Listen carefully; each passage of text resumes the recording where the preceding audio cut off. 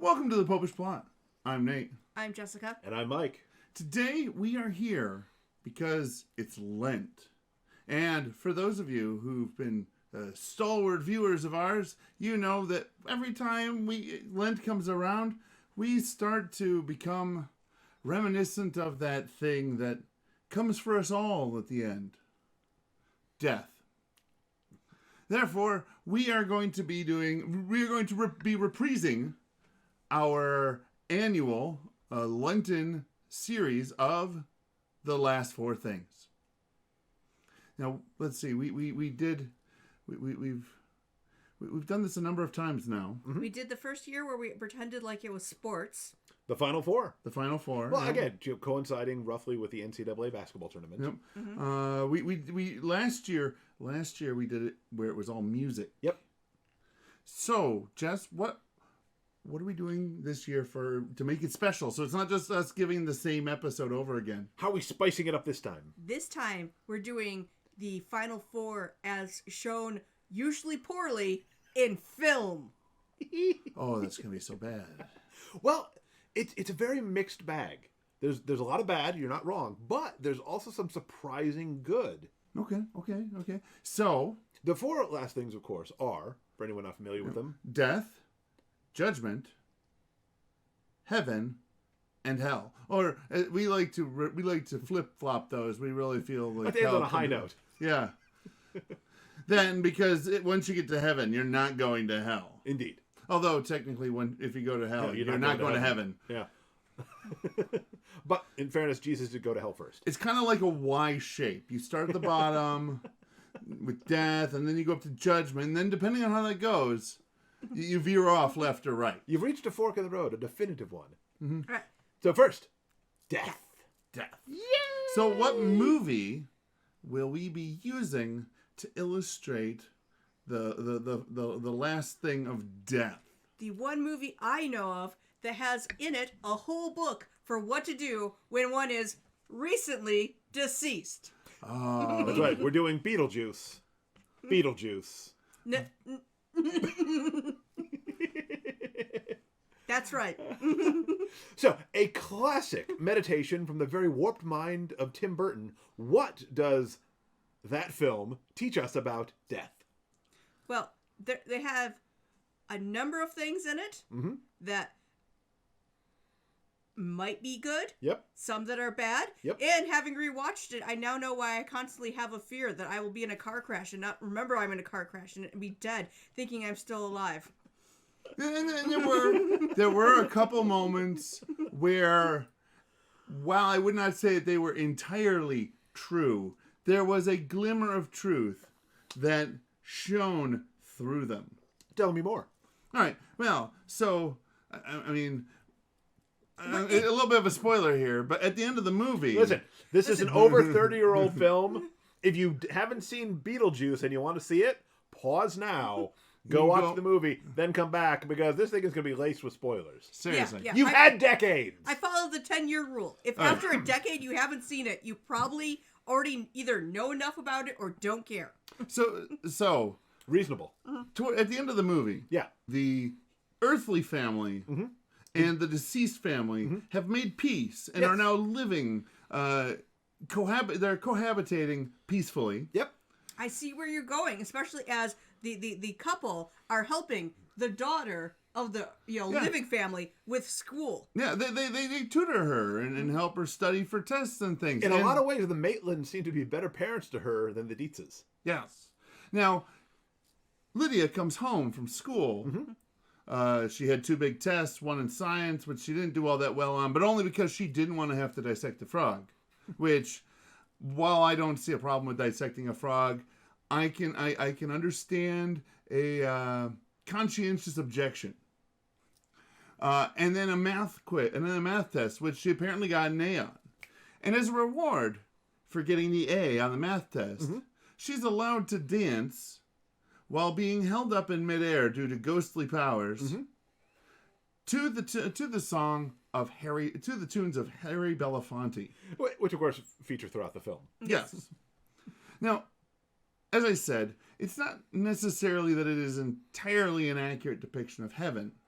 However, there is the fact that she's there, and there's just this joy about her as she's dancing in midair.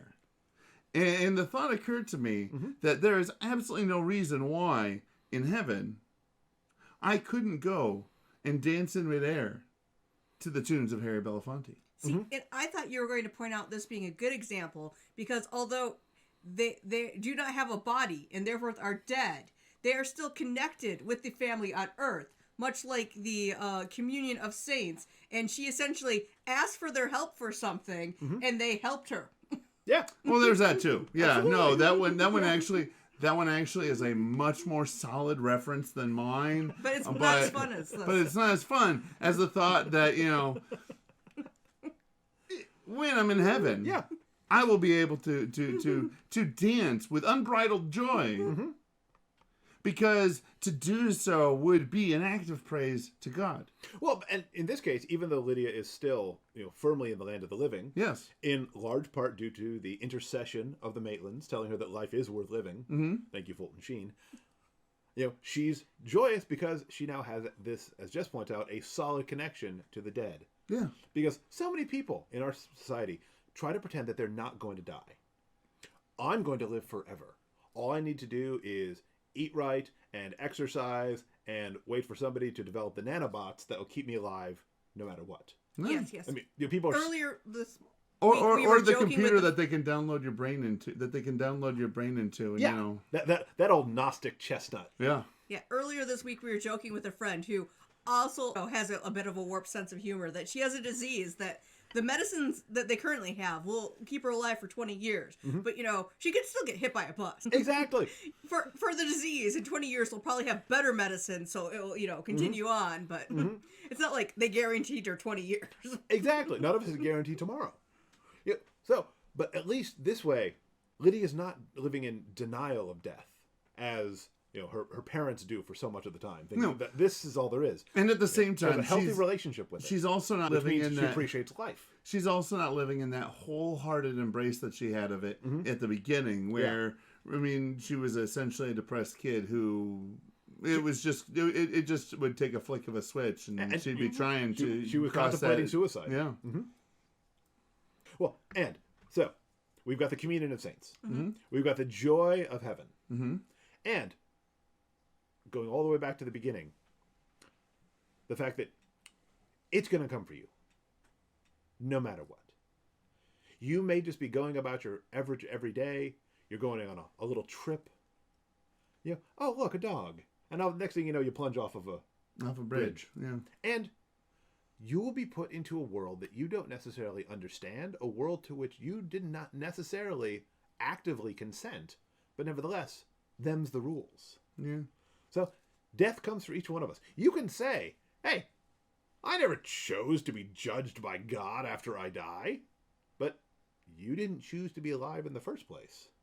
There are rules to the afterlife, and eventually you're going to have to confront them. Yeah, I hope we don't get a book, even though I love books, just because it takes a while to read. Although I will at least do a better job than them and be like, there's no index while you're in the middle of the book. Seriously. No book has an index in the middle. You can look for chapters at the front or an index at the end. In the middle, it's just going to have the words. Well, and they're constantly whining about how they don't understand. And everyone's like, did you read the book? It was like reading a stereo, a set of stereo instructions. You know what happens after you read stereo instructions? You have a stereo that works. You can operate your stereo. You see, kids, back in the day, there used to be a separate machine to listen to your music. It was known as a stereo. You didn't just have one pocket supercomputer that did everything. No, there also is an interesting... realistically, I would say that there was a lot of reference to hell in this. Oh, yeah. Beetlejuice is possibly a demon. Beetlejuice is possibly a demon. Almost certainly. Again, their afterlife is very messed up because everyone goes to the same place. Yes, the afterlife. There were slightly different ones, and so they're Orthodox. Well, they actually everybody gets trapped in like their own little personal, private. I don't know what to call it. To say that it was a hell it was hell. There were parts of it that were hellish. Well, we can think of it, the whole thing is very purgative because the suicides, the one who says, if I'd known what it was like, I wouldn't have had my little accident. Yes. A suicide clearly regretting her suicide. And, purgatory, where we finally work our stuff out so that we accept all that God wants to give us. We're finally purged of all the things that are not of Him. It's actually a little more Mormon in that they each get like their own little private, potentially heaven. And special underwear. I don't know, but I don't know about the underwear part. But. I was gonna say, although it's more on the speculative stuff.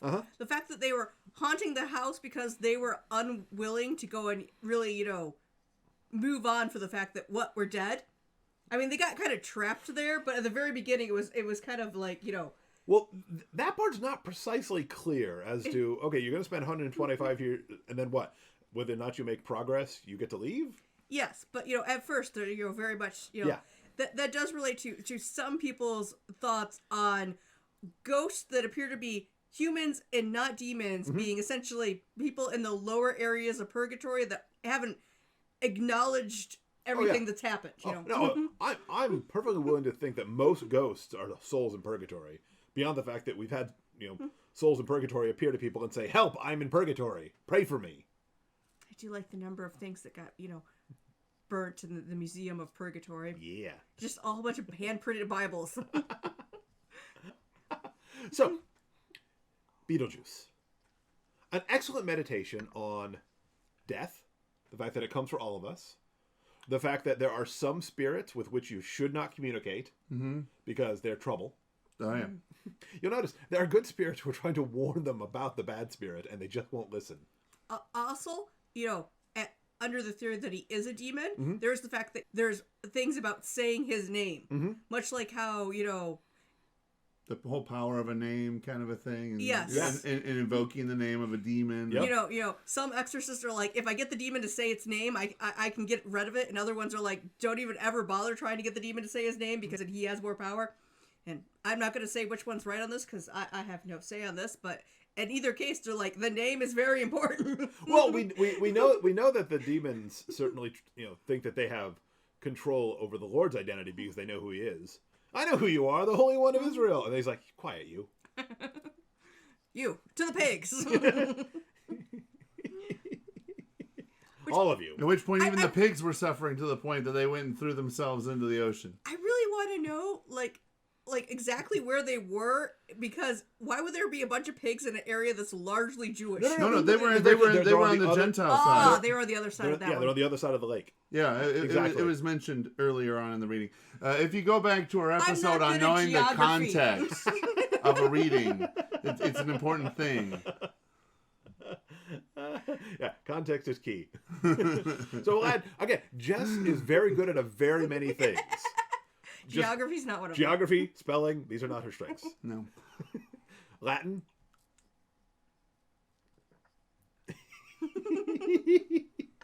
I mean, I'm as bad at Latin as other languages. That's fair. It's all non-English languages. There was another In thing English. that we learned from this. Okay. All right, so towards the end... I learned many things, like ride the sandworm. Towards the end, the Dietzes have got... Charles Dietz has got this idea that he's going to go and market this town. He's going to sell it, and he's going to get... And him and his friends are going to get rich. You should definitely not do that. Right. All they need to do is convince his friend's wife, or / girlfriend, that they have real ghosts here. Yeah. To get them on board. Yep. And in order to do so, because the ghosts don't want to participate, They're feeling belittled and mocked. They don't want to perform tricks. Exactly. They are not there.